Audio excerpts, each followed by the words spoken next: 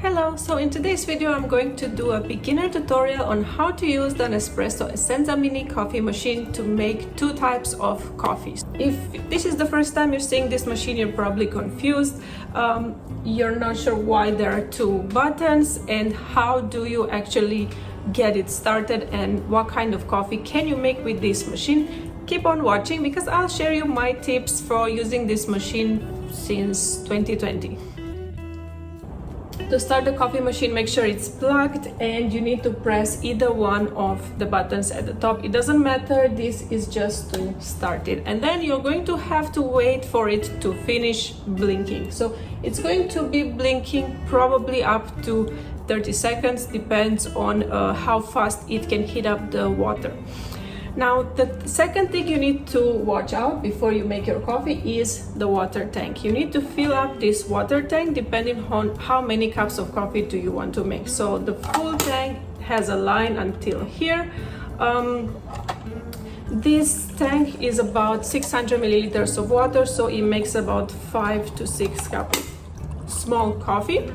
I usually just fill it up to half because I'm the only one that drinks coffee at one time. So to insert it back, make sure you leave this flap open and then you press it down. So now that we have the water, the machine is on, you're going to have to decide, are you going to use the short button or the long button? So the short button makes actually an espresso. An espresso, the standard size for this machine comes fixed at 40 milliliters. Another thing you need to check before you decide which pod you use, you need to look at the capsule box or at the capsule itself. It should indicate whether it's an espresso or a lungo. Most espresso pods come standard, they don't have any indication, but lungo capsules, they will have the word lungo. So lungo means you should be using it with the long button to make a longer black coffee. For example, this is an espresso pod. It's a standard purple sized pod and it just writes arpeggio on it. And this is a lungo pod. So the lungo pod will have the word lungo indicated here. So to make an espresso shot with this machine, all you need to do is lift up the lever and then gently insert the capsule with the aluminum foil facing towards you, and you don't need to press it down, you just drop it in and then you need to lock it. So next you need to place a cup and you press the short button a single time, so that will brew a single espresso.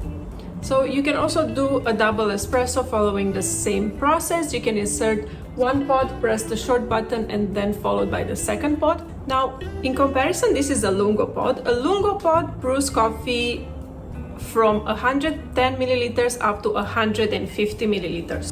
Lungo pods are ideal for those people who prefer a more American style of coffee or a brew style of coffee.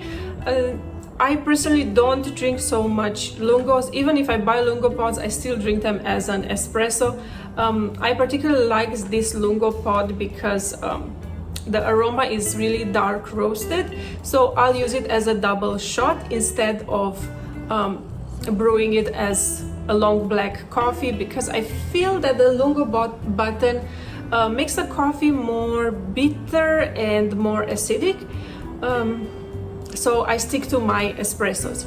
The pod, after you made the coffee, you just lift up this lever back again and the machine will eject the pod. So it's pretty much how you can use this coffee machine to make coffee. Remember, this coffee machine, the ideal cup size is 150 milliliters. So for this cup, you can brew a single shot, a double shot, or a lungo. If you'd like a larger cup of coffee, you can definitely use lungo pods and then top it off with milk, or brew multiple espresso shots. So let me know if you have any questions about this coffee machine. It's pretty easy. I enjoy using it. The coffee smells really amazing in the morning and I've never had an issue with this coffee machine since I purchased it.